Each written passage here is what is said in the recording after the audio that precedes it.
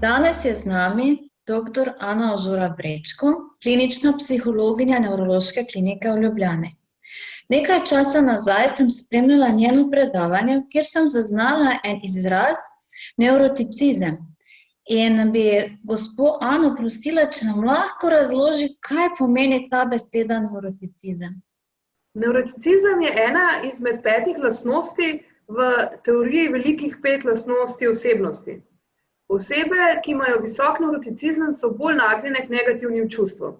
Torej doživljajo več jeze, žalosti, strahu,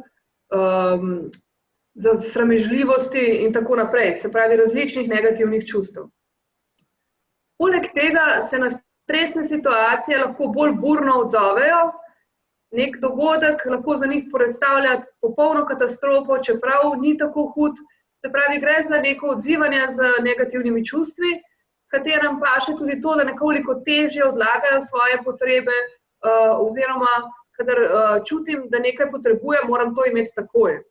To nekako bi na kratko povzeli so lastnosti oseb, ki imajo zelo visok nevroticizem.